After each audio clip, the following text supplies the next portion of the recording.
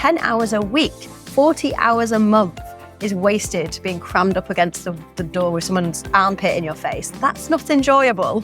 Michelle Coulson, the founder of Remote Rebellion, is originally from the UK and worked as a recruiter and headhunter for more than 10 years. I can fit my work around my life instead of the other way around. With over 10 years of recruitment experience and 5 years in the remote workspace, she helps remote job seekers to find a job that aligns with their values. People go straight into revising their CV, to sending applications, and I'll just apply and see what happens. You're wasting your time, really, and you're going to end up getting rejection emails for jobs that you probably didn't even want.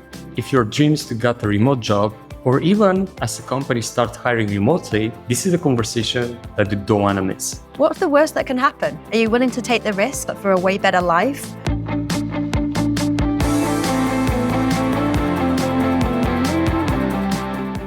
Hi, Michelle. I heard that you're a rebel. You just quit your job and go to Bali? Yeah, pretty much. I didn't quit my job before I went to Bali. I was actually working remotely whilst in Bali. But then during the pandemic, my boss called and said, okay, return to office is happening. The office in London's opening. You need to come back. I'm like, I've been working great from here. Why can't I continue to do that? And he's like, no, it's not company policy. I was like, okay, well, I quit then. That's interesting because a lot of people didn't want to go back to their full-time jobs when the offices reopen. And I think it's a good thing since this flexibility and freedom is something that all of us can benefit from. But I want to go a bit back. Before you arrive in that position, how did your life look like in terms of your career? Yeah, so I did a tourism degree, and I was basically my family called it a Mickey Mouse degree. So it was just essentially so I would avoid getting a proper job, as it were. So I just thought I'd do a degree, party for a little bit at university, and I traveled for a while, again putting off like what I thought was adult life. And then I met someone who was a lot more materialistic and a little bit more, I guess, set up in the system, as it were. And I kind of went down that route, and I started to care about things that I didn't care about before, like having a nice designer handbag or getting a house with a picket fence and getting married, having kids. And I kind of went down that route, and I can't blame this person. I let myself be taken on that journey. And then when the relationship ended like a few years before the pandemic, I kind of just carried on with that. And I was chasing the money and chasing the status and all of the things that you're supposed to do, because I'm like, okay, well, I'm in my early 30s. This is just what life is. This is just how it's supposed to be. You're supposed to go for these things and go up in the status. And I didn't really believe it deep down, but I kind of was just like going along with it because everyone else was around me, moving out, getting mortgages, having kids, and just doing the same thing. So I was kind of in with the same people. And like with many people, the pandemic really forced me to sit still. I was living in London, and I was keeping myself busy with theatre, with drinking, with all of the activities that there is to do in a big city. And the pandemic stopped all of that. And suddenly I'm just there with my own thoughts, and I was spiraling. I was really going into I'm very fortunate to never have suffered depression before, but I felt like that's where I was going, and I could feel myself like really sinking deeper. And I was like, I need to get out of here. Like, I don't even know why I'm in London. I don't even like the city anymore. None of my friends are really here anymore. I felt really lonely. I moved into a co-living space in London, paying £1,200 a month, even though I had a flat, just because, and I didn't know at the time why I was doing these things. I just thought, oh, this will be fun. But I realized I was lonely. I was missing a community. I was missing people around me, even before the lockdown.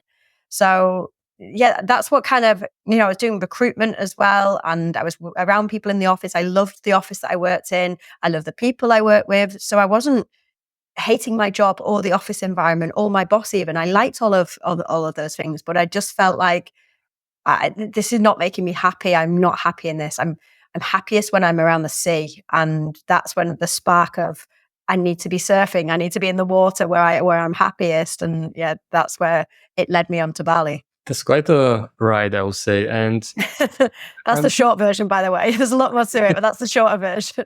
I bet, because usually it's way longer than that, the process of changing things and stuff. But what intrigues me is, why has something to happen in order to make a change in our lives? why we cannot just sit with ourselves and with our thoughts and just put on a paper like, this is not working. This is the life that I want to live. Won't be that easy. Ah, I do actually often think about that. Would I have got to this place without the pandemic? Maybe, but I think maybe I would have got to my 40s before I did it. Maybe it would have taken me a bit longer to realize it because I was already starting to have these niggles. Uh, but I guess it being not like remote working being so normalized, I think that was the clincher really of like there is another opportunity, there is another way of living this life because I worked for a software development company. So in 2016, 2017, when all the software engineers had the power and they could say, what are you going to pay me? What are you going to give me? I was ringing these engineers saying, hey, would you like to come and work at this company? And they're like, is there any remote working? And I'm like, everyone's asking to work remotely. And this was before the pandemic. So I already pushed my boss at the time in the company that I work for, hey, we need to offer remote working, even if it's a few days a week, because people are asking for it and they won't work for us without this. And so I saw it then, and there was the traction that was happening then, but I just think it would have been a lot slower.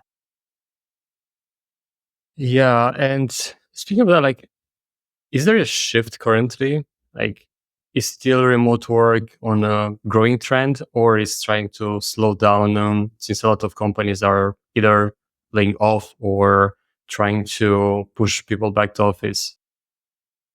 It depends what you're asking. Are you asking, is the demand for remote work increasing, or are you saying is the supply of remote No, the jobs supply, increasing? most of supply, because I truly believe that everyone's that actually just taste the taste of being and Yeah, working remote. They want that. yeah. But when it comes to the supply, Yeah, the supply has definitely dropped off. But the thing is, it's really hard to be able to measure because a lot of the larger organizations, as we're seeing in the news, they're doing the return to office. And because they've got the power, they've got the status, they're like, come and work for PwC. However, you have to come into the office. Because those bigger companies are getting the pressure under the real estate companies, in my opinion. And that's what is forcing a lot of this. But what we don't hear about the startups popping up every single day. Like there's hundreds of them creating, and they understand they're usually created by people that are not the dinosaur mentality of people in these big organizations.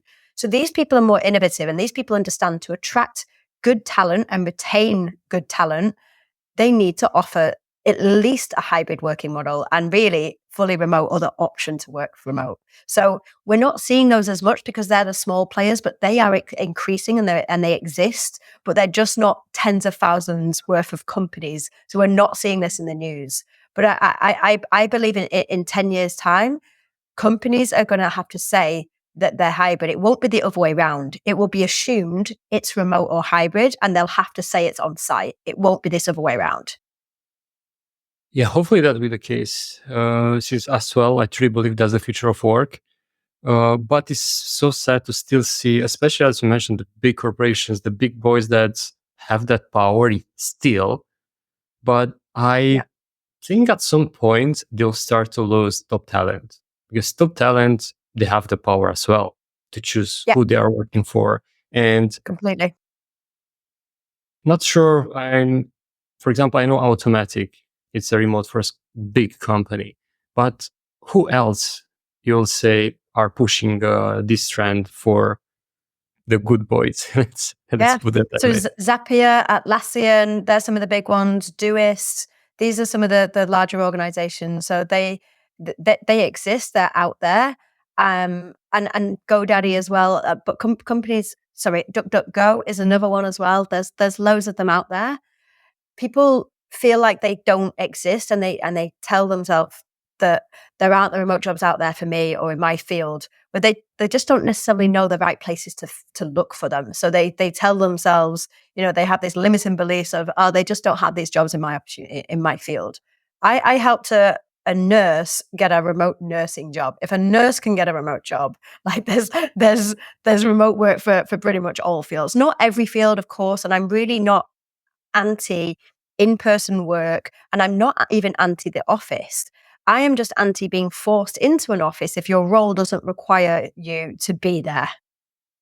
Good point. Good point. Because people think like if you're a remote work advocate, you're pushing everything on that side of things. But in reality, there are some jobs that can be done only on site. Plus, some people love that. They don't want to work remote. They don't want to, I don't Yeah. know, work on a beach or in a co-working space or whatever. And speaking of that, what would be a process for those listening if they say like, I taste it, I love to work remote, I want to find a job in order to look for these companies and for those jobs that can allow them to do so?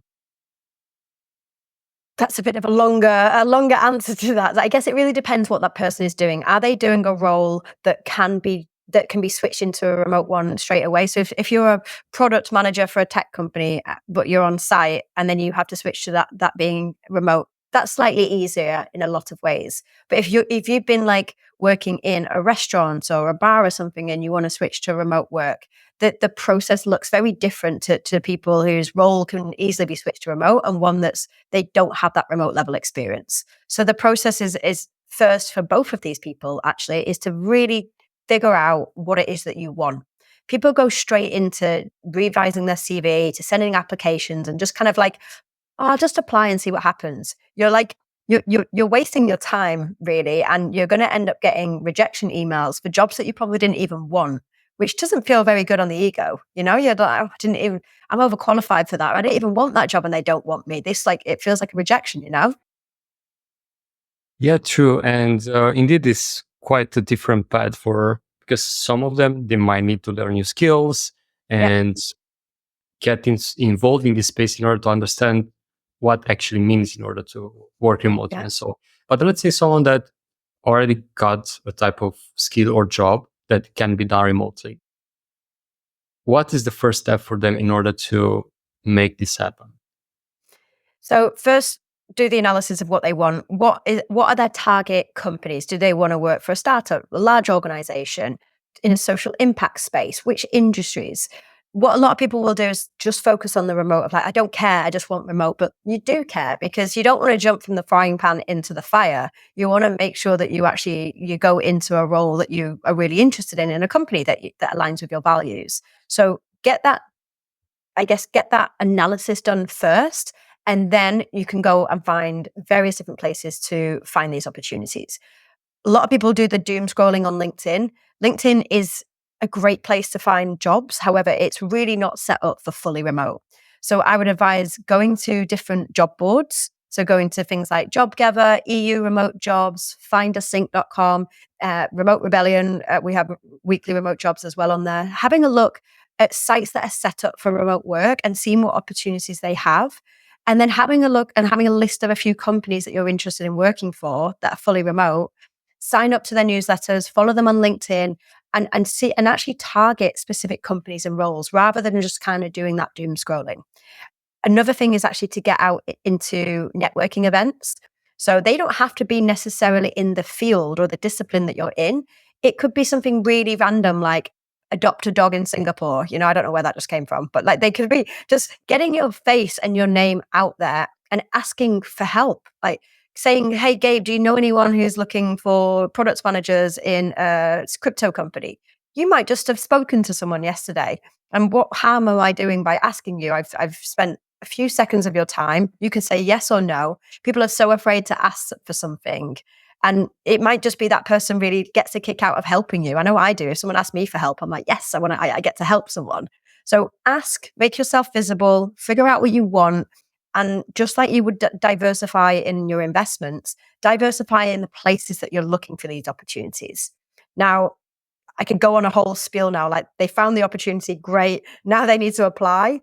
There's a whole, I work with people for weeks and months to help them through this process. But once they've figured out the jobs that they want, then applying is something that is the difficult thing for a lot of people. Even people that are really senior, people that are in sales and marketing, even people in recruitment, they struggle to sell themselves on paper. They can do it in interviews quite well, most of the people I work with, but actually doing it on paper is a whole different ball game. So making sure that you put yourself in the shoes of the person reading this, in the shoes of the hiring manager or the founder. What problem are you as the employee going to solve for me, that the employer? How can you make that clear on paper that you are a good match for that role and company and how you can solve their problem? At the end of the day, this skill of selling yourself, I think should be in everyone's arsenal. It's so hard to do Agreed. anything nowadays. The competition is fierce. Hmm. Technology is taking over, and it's, if you want it or not, is replacing jobs. Yeah. And trying to acquire this skill. Plus, the other one that you mentioned, I always say that asking for help is a superpower, and a lot of people don't want to do that. They don't want to ask for help. They say that they can do everything by themselves until they hit Hmm. a brick wall, and that's it. That's the end, and they Yeah. quit and go back to whatever they did before. Yeah. And I want to emphasize it as well on something that you mentioned: subscribing to their newsletter, those companies' newsletter. I think that's an underrated way to actually understand if that company is a good fit for you. Like, Yeah. you probably read those emails, see those values fit for you, with yours, or Yeah. understanding if you actually enjoy working there and see how it feels like, and maybe even have a chat with that company's employees and see who are they, how it's life there, or probably checking websites like Glassdoor to see how actually they treat their employees. And Yeah. I will see many other tricks that you can use in order to get that feel of, is this for me, or is just the past? Let's move to the next one, or maybe remote working itself is not something for you. So on that note, on if remote work is for you, we'll say you should do a test period and see if that's a good fit. Should you try with a hybrid one at first and then go full all in into remote? Or how do you tackle if you're to start again? Yeah, that's a good question. I mean, for me, it was more of a gradual introduction. So, like I said, I pushed for the remote work policy at the company I was working for as a recruiter. That was back in 2017.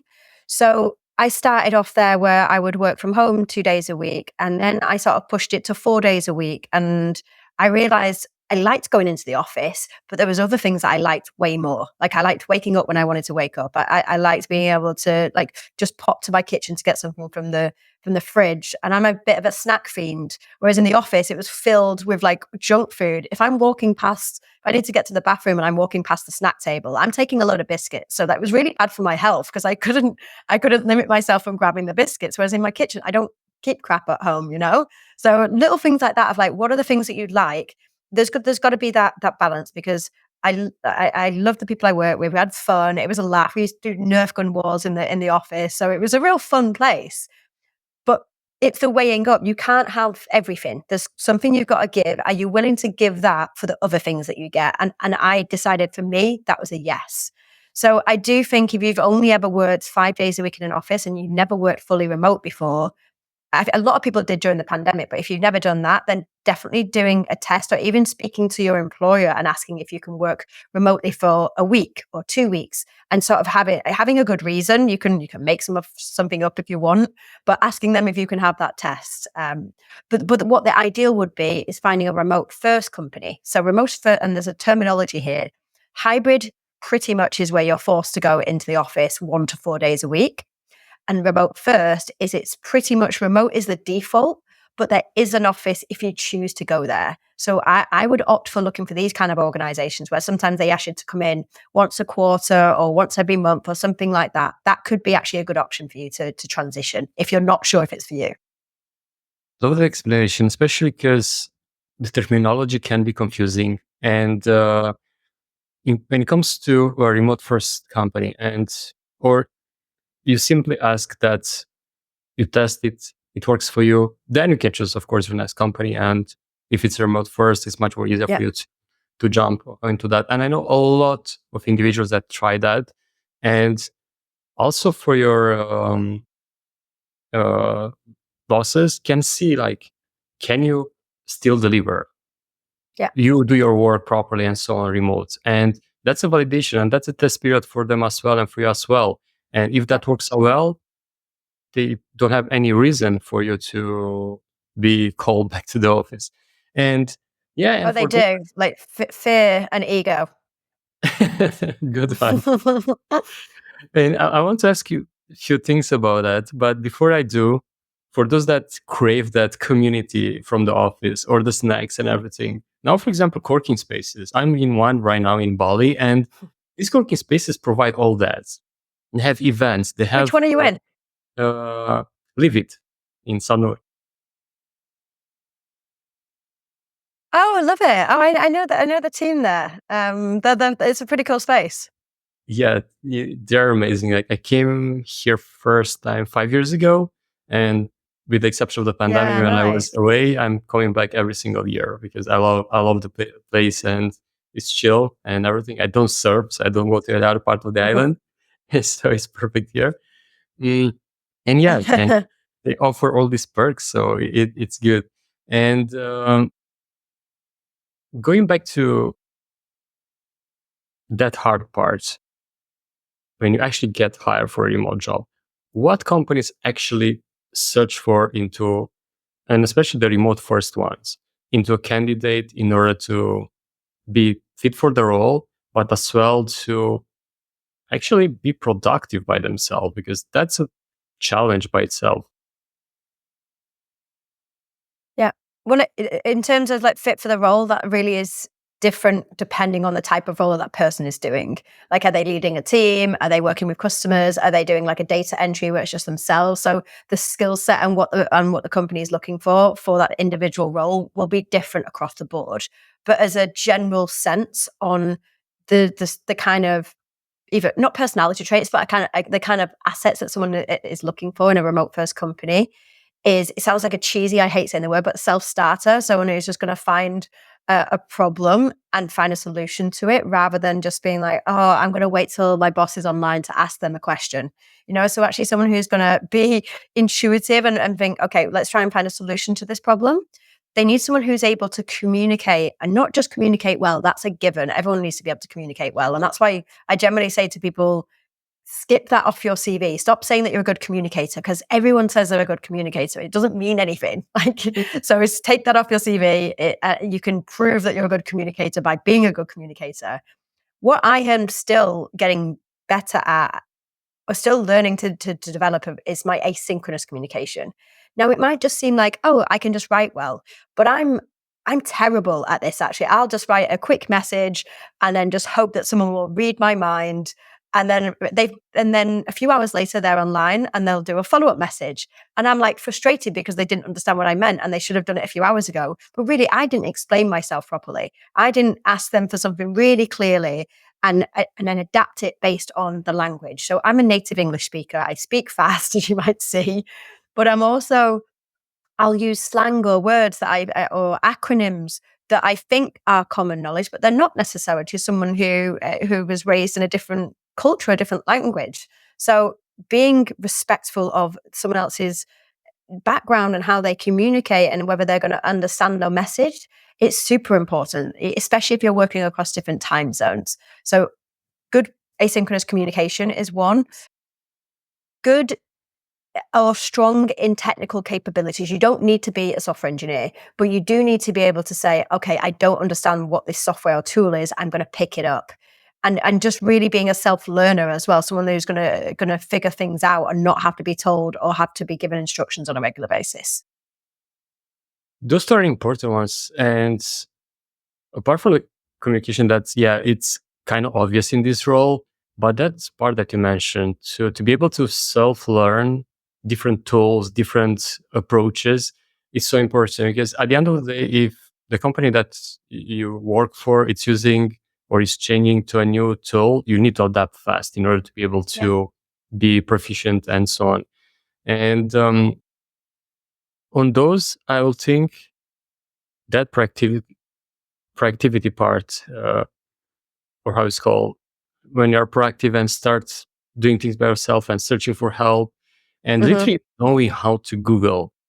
I always think that's a good skill to have, because asking the right question, or now, for example, chatting with AI with a bot to literally give you an answer fast and a solution fast, is so underrated. Otherwise, as you mentioned, you wait, I don't know, 12 hours if you're 12 hours apart with your colleagues to find the answer. That won't work, neither for you or for them. Yeah. Yeah, exactly. It's about the attitude as well. So when I'm working with startups to help them hire, the right kind of talent, they kind of go to this default, especially in North America, this default of like, they must have a degree, they must have this. And then there's this laundry list of what the candidates should have. And it's like, asking yourself why. If you're hiring for people, why do you need them to have a degree? What are you actually asking for? Are you asking so that they can see something through to the end? Are you asking for their level of intelligence? Like, what is the reason for this degree? And why does it have to be an Ivy League? You know, what, like, is this really important? Why is it important? So if you're hiring for your team, asking, what is the reason I'm asking for this thing? Why am I looking for 5 years of experience? I'm not actually looking for 5 years of experience. I'm looking for someone who's going to be able to figure shit out, do things on the fly, maybe lead a team. So on both sides of it, I'll ask the job seekers to look at the job ad and say, what are they actually looking for? And I'll in the company side, ask them, what do you want from this person? And really, if someone has the right attitude and you get recommended, oh, Dave's such a great learner, he can do this. Do you really need him to have 5 years of experience, or are you happy to train so that he can develop this? And that word, to be trainable. Oh my God, like if you're able to learn anything fast and to be actively listening to someone and grab that information is so important. And I love that to switch a bit of conversation, because probably those that are listening might be in that position to hire remotely. Yeah. And I definitely agree that probably a degree is not important anymore for many reasons, of course, with some exceptions. What they should look at, like the most important parts, apart from being trainable to have a good communication skill and learn things fast or tools fast, what else they should look at? Again, this really does depend on the type of role that this person is going to be doing. What you're looking for in a salesperson is going to be very different if what you're looking for in an ops person, for example. And I'm not talking about really specific to the role, but in terms of how this person operates. How, if you're looking for a salesperson, how do they come across? Are they talking about metrics? Are they talking about the successes that they've had or the failures that they've gone through? If you're looking from an ops perspective, what have they given in terms of the results and the productivity that they've come to as a result of the systems that they put in place, or the automations? You're not looking for an exact match of, we're using Salesforce, so we need someone who's used Salesforce. That doesn't matter. We want to know, like, what have they set up that's similar to your business, and do they understand you and your business and how you operate? Do they know it's going to be a really chaotic startup and nothing is set up or in place and they're just going to have to do things on the fly? Now, yes, you could say as a general rule, if this person has only ever worked at FTSE 500 companies, that maybe they wouldn't be a good fit for the startup because everything's in place, it's rigid, they got a role to play. However, maybe the reason they're leaving that organization or that industry is because they're tired of the red tape and they want to do things on the fly and they don't want to ask 5 levels of approval before they get something done. So don't necessarily jump to conclusions, but have a look at what could be lying beneath what this person has done. And don't just look for people like you. Do the opposite. Look for people that are going to fill in the gaps of what you're not great at or what you don't want to do. That was like the biggest advice I could give for when I hired my first person in the business is, she's great at organization, at systems, at processes, all the things that I'm not good at, but I know that it's important. So find people that are not like you. And I'm not saying just like looks wise, because yes, a diverse team is important and you get a lot of value out of hiring diversely, but that doesn't need to just be on what they look like. It's someone who thinks a little bit differently as well. If you don't hire people that are smarter than you or with different skills, you don't grow your business, and it just stagnates. And I really like the fact that you say from the beginning, there's like, is diversity here, that you cannot give a straight answer because it's so depending on the role and everything. And I'm also a true believer that there are commonalities in things. And in your work and as well in your travels, do you see certain characteristics in the community of remote workers that are so common that I won't say that only they possess these characteristics, but are probably unique to the, not unique, but I cannot find the word, but they're common. They're really common to the Yeah. remote workspace. It depends if you're asking about the traits for remote workers or for nomads, because I would Re- say Remote workers remote specifically, workers. yeah. Okay. I would say independence and autonomy. They value the freedom to freedom is one. They read freedom is their number one value pretty much for most people, and flexibility, but also autonomy. They're people that don't just they don't just like having the autonomy, their own autonomy to do things, but they thrive on it. And they're just like, let me get on with what I need to do. I can collaborate with a team, but just let me do what I need to do and leave me alone, basically. Get off my shoulder. Stop those meetings. I don't want Yeah. to just attend those Yeah. meetings every single They day. ask why. I think that tends to be the quite common theme as well. They ask why more than they just say, well, this is just what we do. This is what we like. They're asking the questions of like, why we're having that meeting. What's the reason for this? What it like, and in an annoying way sometimes. They're people that are not just going with the status quo. Yeah, and I think if you add a third one with that, probably exactly your brand name. They are a bit rebellious. They don't like to Yeah. follow patterns. They don't like to follow society standards. They just want to do things Yeah. on their own way, and they're good at it. And they'll Yeah. deliver for your business and so on. Yeah. And indeed, those are important characteristics, and I think should be somehow the characteristics of those that work even in an office, because that Yeah. autonomy will save you more time, make you more money as a Agreed. business, and so on. Yeah. And But I still, actually think you sorry. please. I was just going to say, I think you're actually missing a category of remote workers that want remote work, not just because it's going to Uh, there's a category of remote workers like maybe yourself and like maybe myself, but then there's the other category of people like people with disabilities, people with kids, like people who have neurodivergence. That an office is a real stressful environment for them, or it affects their family's life because they can't do parenthood well or something. So there's a different category of those people. They might not necessarily have all of those traits that I've just mentioned. They probably will, but they'll be doing it out of a necessity to be able to be with their kids, put their kids to bed at night. And that's just a higher priority for them than doing an office job. So, or someone who's got a real health condition. I work with someone who literally couldn't leave her house because it would make her at risk of being sick. So that person doesn't have a choice really. So whether she had those skills innate with her or she had to develop them, it's hard to say. Yeah, very good point. Because we don't think about this type of people that they simply cannot work or thrive in an office environment for the reasons that you mentioned. And it's an important topic to address since they're talented, most of them. They have skills that probably normal people don't have. And both sides can win, both the company and them. And why not make this as a norm? Not only from a diversity point of view, to I don't know, to be seen as a company like a diverse company, but just as a common human sense. Yeah. And it's said that probably most companies out there don't have certain this type of policies, and to look for that type of talent because they probably think that they cannot do the job as good as someone else, but Yeah. they probably do it even better. And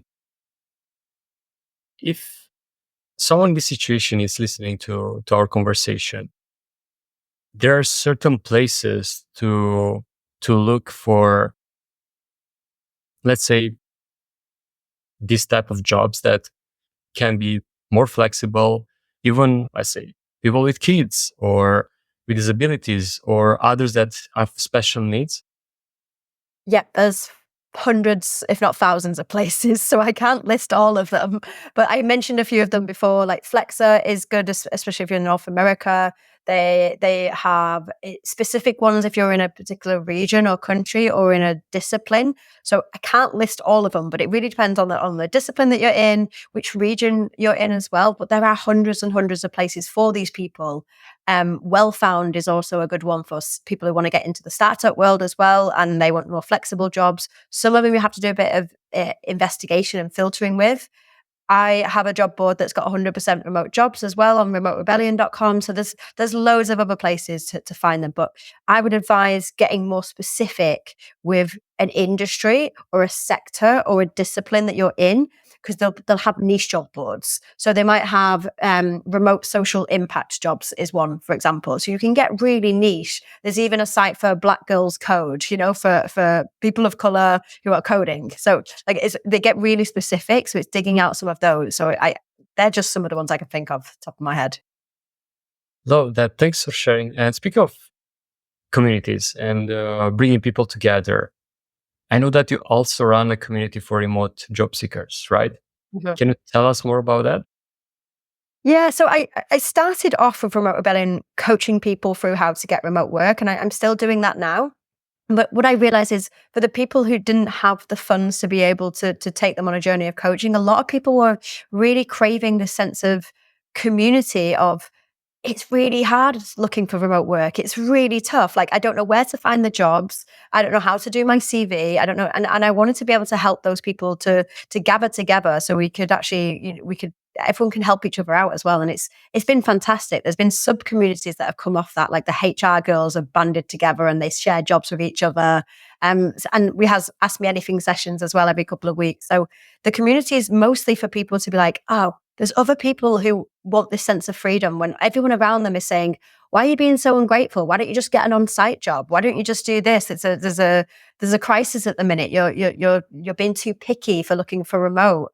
And to be around other people that are like, oh, okay, I'm not asking for too much. There's other people and really highly skilled, intelligent, great talent who want something more than just a job, just a standard job, So the community it has that place to be for people to be able to come together, and it's a place where it's only fully remote jobs on there. So none of this fake remote jobs that are advertised on LinkedIn and they ask you to come to the office one day a week, like BS. There's none of that there.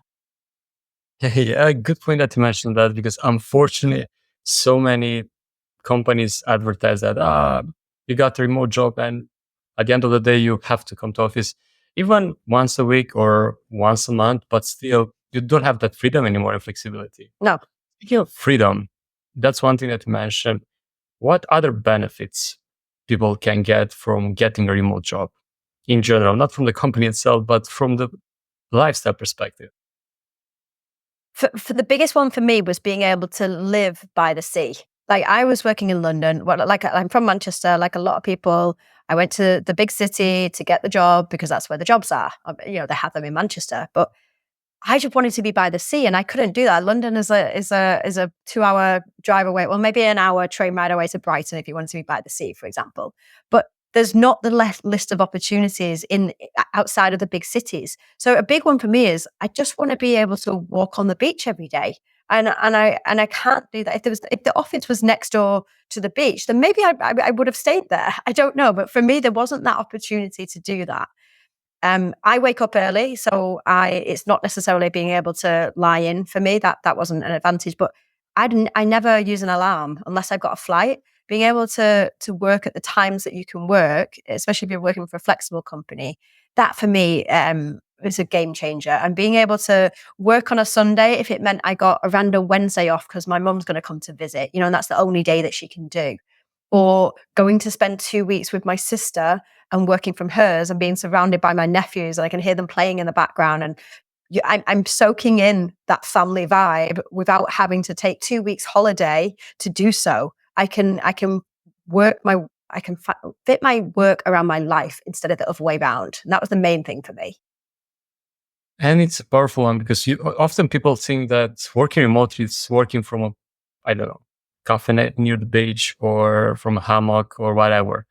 But this actually being able to enjoy life in a way that is Yeah. not restricted by your program, your office, and so on. And that's true freedom at the end of the day. But the thing is that we need that freedom in our lives in order to be fulfilled, to enjoy our life without that pressure of either society or of family. I And want the to. commuting as well. Like I, I was just going to say that the commute, like not having to get on the tube crammed up against the door because it's so packed because you got to get into the office for 9 o'clock.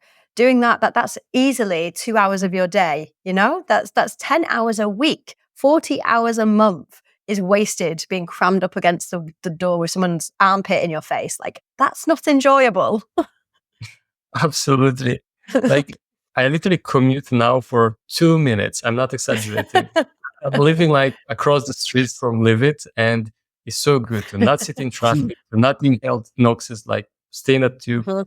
or whatever. And this is probably one of the most underrated perks of this Yeah. lifestyle. And I want to ask you, apart from of Remote Rebellion, where else people that are listening to us can reach out to you and work with you? Pretty much Remote Rebellion across the board. So remoterebellion.com, I'm Remote Rebellion on Instagram. They're the two main areas, really. Awesome. And of course, I'll put the links in the show notes below. And to end up, let's build an actionable, quick playbook for those listening. They love everything that they heard. They think that, and maybe they even tested out the remote work approach. What will be, let's say, 3 to 5 steps they can take, even that we already went through them, in order to make it happen, to not postpone it forever, to not just dream about it? First, analysis. Do a full analysis on what it is that you want, what is important to you. Then I would go and talk to as many people as you can and really weigh up the pros and the cons. Don't just look through this with rose tinted glasses, because there are downsides to remote work. There's Wi-Fi issues. There's logistic planning. There's, there's loneliness sometimes if you're going to be traveling a lot. Not having that office environment to tap people on the shoulder. There are downsides as well. So weigh up these pros and cons without those like flashy glasses and figure out realistically, be honest with yourself. Am I happy to deal with these cons if it means I have this? And then start making a plan on how you're going to reach that goal of working remotely. If you've been in a job that can be done remotely already, that plan's going to be different to if you haven't. Reach out to me if you want some help on how to do that, but have a look at companies you're interested in based on your analysis. Have a look on the sites that I mentioned, see what's out there, and start applying intentionally. Don't blanket apply. Reach out to people, network, get visible. If you're an introvert and this is difficult for you, then do online meetings. They don't have to be in person. Get yourself out there and speak to as many people as possible and really weigh up these pros and cons and see if it's for you. And just do it. I know that sounds crazy. Like I always say I am in a very, very fortunate place. And the reason that I could just quit my job and hope for the best and hope that I would get a remote job is there's different levels of safety nets, right? And you have people who are really less fortunate than me, that if they quit their job and they didn't get something, they might end up homeless on the streets. I'm not in that position. I don't have rich parents or a rich partner that can sort me out and pay my bills. I would have lost my house. However, my safety net was I had my nephew's playroom. I could have a mattress on the floor and a roof over my head and food on the table with family around me. So that was my safety net. And I thought, if I don't go for this, if I go for this and shit hits the fan, nothing works out, I can't get a job, my mortgage gets taken off me, my house gets taken off me, I still have a roof over my head and food on the table, and I'm willing to take that risk. So weigh up. It's so easy for you to say, oh, I can't do that because of this. I can't do that. What's the worst that can happen? Are you willing to take the risk for a way better life for the risk that you've got there? And that's an important aspect, because often we don't take that into consideration. We just think like, oh, if I don't make it happen, that and that will happen. But at the end of the day, those things are not that bad. And like you mentioned, if you have food on the table, a rooftop above you, it's okay. Like, if you Yeah. can survive like that for a few months and maybe you have some savings or whatever, then it's Yeah. even better. So might be a risk, but a risk that can change your life. And remote work can beat that. Yeah, I think so. And I think people don't often take these risks because they say, well, I'm earning this much money now, and if I did this, I wouldn't earn that much. Are you happy? Like, is that money making you happy? Like, why do you need to earn the same amount? Like, what is this? It's this status thing that people feel like they have to hold to. And I'm not saying that you have to earn less if you get a remote job. That's not necessarily the case. But stop holding on to these numbers that don't mean anything when you're not happy and you want something more. And most of the case, you don't actually need that amount. I Nope. and this geo arbitrage, and you can live probably wherever, can actually decrease your expenses significantly. I was Yeah. spending more money back in my home country of Romania before starting this lifestyle. And people often don't realize that. And especially, Yeah. for example, if you live currently in North America, like if you Yeah. simply move to Europe, like which is not a cheap place, Yeah. still you can decrease your expenses exponentially. And Yeah. yeah, there are many other perks that we didn't have the chance to discuss, but hopefully we have a second coming at some point. Very cool. Michelle, it was an absolute pleasure to chat with you today. And thank you so much for sharing your journey and expertise with us. Thank you for having me. Appreciate it. I might see you in Sonora soon. That sounds exciting.